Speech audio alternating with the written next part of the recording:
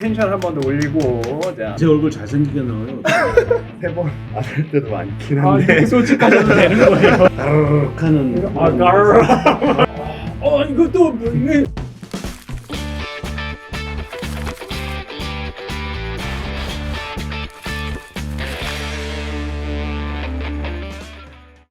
고려대학교 의료원 유튜브를 시청해주시는 시청자 여러분, 안녕하십니까? 오늘은 대망의 치과편입니다. 저희 치과에 제일 멋있으신 선생님 두 분을 모셨는데요. 각자 소개 부탁드리겠습니다. 먼저 젊은 선생님부터. 네, 안녕하세요. 치과 구강암외과 전공의 레지던트 2년차 고경수입니다. 구강아간면외과 이의석입니다. 근데 구강아간면외과라는 과가 저희한테 친숙하지는 약간 않은 것 같아요. 마치 과가 외과, 내과 이런 식으로 저희 의과대학에 나눠져 있는 것처럼 치과도 과들이 다 나눠져 있는 걸로 알고 있는데 어떤 과들이 있나요, 선생님? 일단 치과에는 11개 과가 있고요. 구강암외과가 있고 보존과, 치료과, 보철과, 그리고 교정과, 내과, 영상, 소아치과, 네, 그리고 병리과랑 예방과 이렇게 최근에 통합치의학과가 생겨서 11개. 수고하셨습니다. 11개 다 외우는 거 수고하셨습니다. 치과가 이렇게 많이 세분이 되어 있다는 거는 한마디로 치과 이렇게 엄청 많이 발전을 하고 있다는 뜻인데요. 치과대학만 왜 의과대학에서 떨어져 있나? 일반인들이 생각하기에는 치과 의사나 같은 의사자가 들어가는데 의대에서 이렇게 붙어 있어야 되는 거 아닌가 이런 생각을 많이 하게 되는데요. 선생님 생각에는 왜 떨어져 있는 것 같으세요? 옛날에 외과랑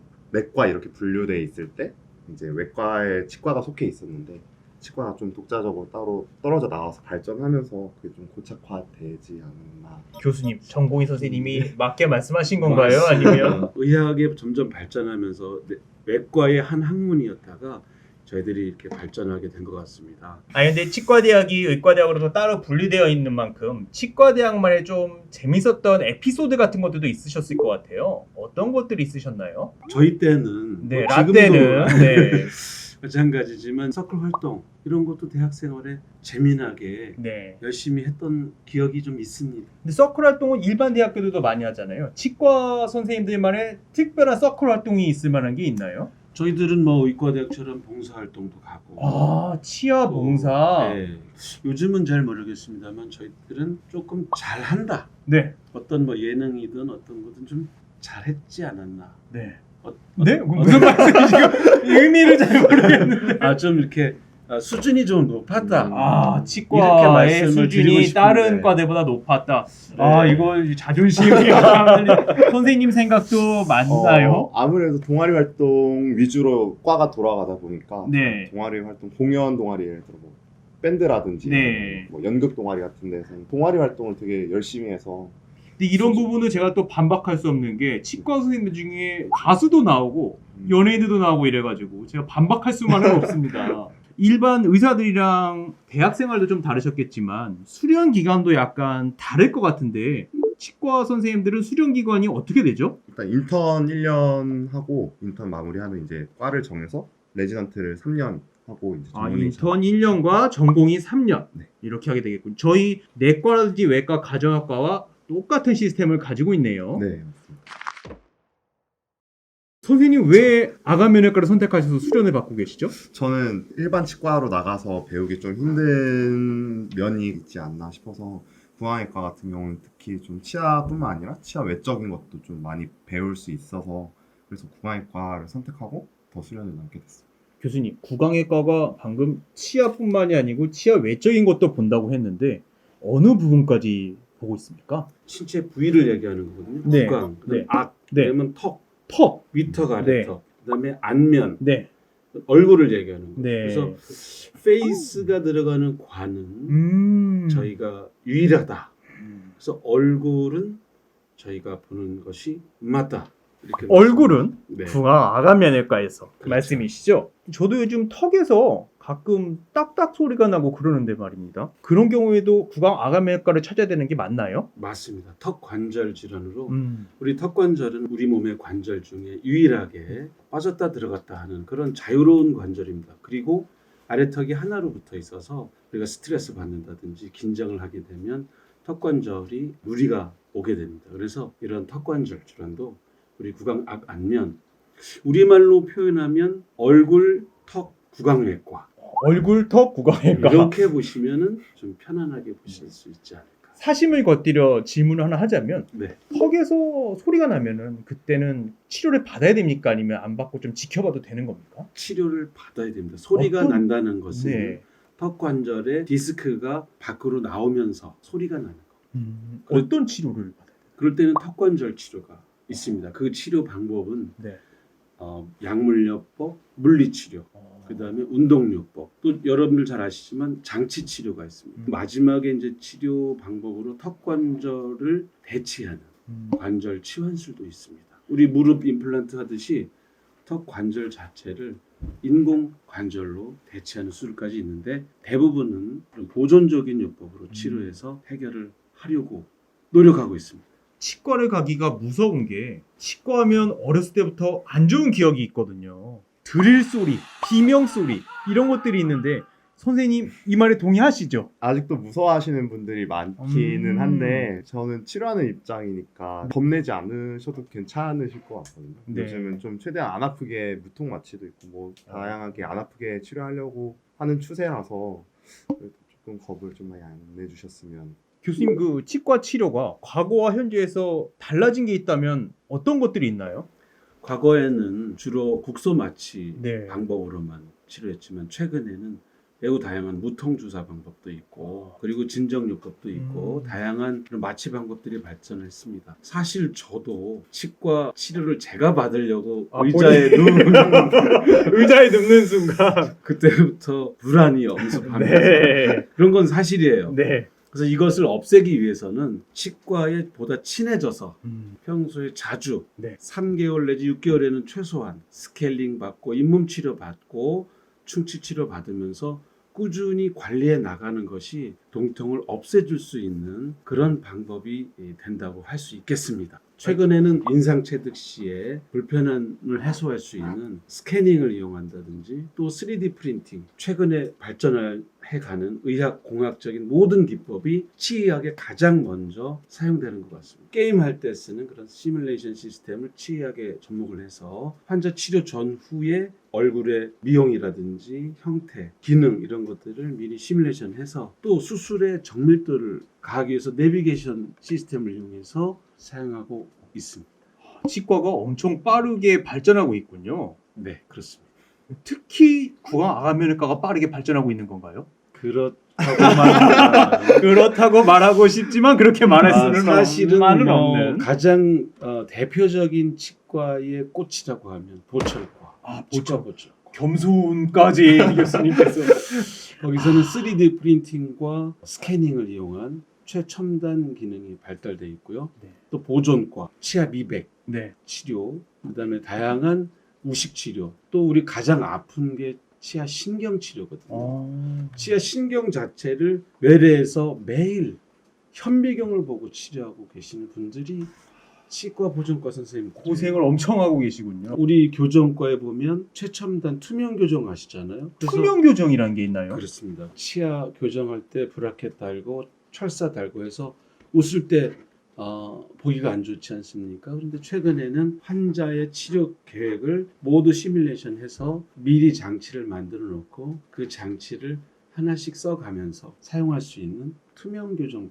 치료도 있습니다. 저희 과는 전통적으로 수술 위주로 가는 그런 과이지만 그런 치의학에 보면 매우 다양한 과들이 최첨단 의학공학 활용하고 있다고 말씀드릴 수가 있지요. 아니 교수님 양악 수술과 임플란트의 주된 과들이 구강외과 선생님들로 알고 있는데요. 양악 수술이 옛날에는 상당히 인기가 좋지 않았습니까? 연예인들도 많이 하고 요즘은 어떤가요? 선생님 요즘도 양악 수술 많이 하나요? 과거보다 미용에 좀 더 관심이 많이 늘어나는 추세다 보니까 맞아요. 예전- 옛날에는 치과를 치아 치료를 위해서 갔다면 요즘은 삶의 질을 올리기 위해서 가기 때문에 네, 좀 심리적인 이유로 예전에 뭐 여자분들이 성형을 많이 한다는 인식이 있었으면 요즘은 남자분들도 네. 양악하기 위해서 찾아오신 분들이 생각보다 되게 많아요. 근데 양악이 꼭 그 미용을 위해서만 하는 거는 아니잖아요. 맞습니다. 양악 수술은 얼굴의 기형, 부종규합, 치열이 안 맞다든지 이 특히 턱뼈와 얼굴의 부조화가 있을 때 수술을 통해서 교정으로 치열을 완성하고 수술을 통해서 턱뼈를 가장 심미적으로 미용적으로 맞춰주는 그런 수술이 되겠습니다. 부가적으로 또 윤곽 수술이라든지 심미적이고 미용적인 수술을 함께 하면서 식사하는 기능과 발음하는 기능, 심미적인 것을 같이 할 수 있는 그런 수술이 되겠습니다. 양악 수술 비싼가요? 네. 이렇게 솔직하게 얘기해 네, 주시면. 그러나 저희 그 치과 의사들이 노력을 해서 뭐죠? 보험도 있습니다. 아. 해당하는 항목이 네, 전신질환이라든지 네. 너무 과도하게 위턱 아래턱이 맞지 않는 부분이 10mm 이상 네. 과도할 때는 적용할 수 있습니다. 다만 심사를 받아서 인정을 받아야 되겠지요. 보험도 된다는 사실은 몰랐습니다. 그리고 또 어르신들 모시고 갈 때 또 임플란트가 걱정이거든요. 임플란트 비싸지는 않은지 오래 걸리지는 않은지 옛날보다는 치료가 많이 좋아졌다고 들었는데요. 기법들이 발전을 많이 했나요? 맞습니다. 저 때는 임플란트 비용이 상당히 비쌌었습니다. 약 300만 원에서 600만 원 정도. 300에서 600 네. 전체 하는데 치아 하나다. 하나에 네, 이야. 그래서 일반 환자분들이 접근하기가 어려웠었습니다. 이 또한 우리 치과 의사들이 네. 노력을 해서 가격을 많이 낮추고 또 최근에 국민건강보험공단과 협력을 해서 65세 이상의 분들은 보험 임플란트를 2개씩 오. 국민 누구에게나 치료를 해드리고 있습니다. 그럼 저희 시청자분들도 임플란트가 필요한 부모님이 계시다면 일단 치과 한번 모시고 가볼만 하겠군요. 맞습니다. 아무래도 치과에 있어서 제일 중요한 건 양치질 아니겠습니까? 선생님 양치질 하루 3번 하시죠? 3번 안 할 때도 많긴 아, 한데 이렇게 솔직하셔도 되는 거예요. 아 그래도 치과 의사가 됐으니까 좀 더 꼼꼼하게 아, 의사가 되니까 한다는 것도. 좀 더 제대로 최대한 좀 열심히 하려고 노력. 선생님 이거 전공의 선생님이 이런 거에 대해서 어떻게 생각하십니까? 이해하고 있습니다. 아, 예. 스승의 사실은- 마음으로 이해를. 네. 네. 저는 사실은 치과대학을 다닐 때는 그 3번이라는 숫자 칫솔질에 많이 신경 썼는데 그때 배운 지식에 의하면 우리 옛날 선조들은 칫솔질을 많이 못했어도 우식이 많이 발생하지 않았던 2가지 이유는 우식이 뭐죠? 이가 썩는 설탕이 들어간 음식이 없었다든지 설탕 섭취량이 지금 늘고 있죠. 그렇죠. 채소를 저작을 하면서 자연스럽게 닦여졌었습니다. 아, 그런 게 또. 네, 제가 권해드리고 싶은 것은 밥 먹을 때만 이를 닦으려고 하는 게 아니라 우리가 초콜릿, 사탕, 또 음료수 먹을 때 네. 군것질하고 나서는 입을 양치질하고 칫솔질하고 최소한 가글링, 최소각을. 예, 하는 것이 좋지 않을까. 교수님, 가글액을 또 너무 자주 하면 입안에 있는 좋은 균들이 죽는다는 얘기도 제가 들었던 것 같은데. 그러나 가글액을 쓰면서 하면 더 좋고 네.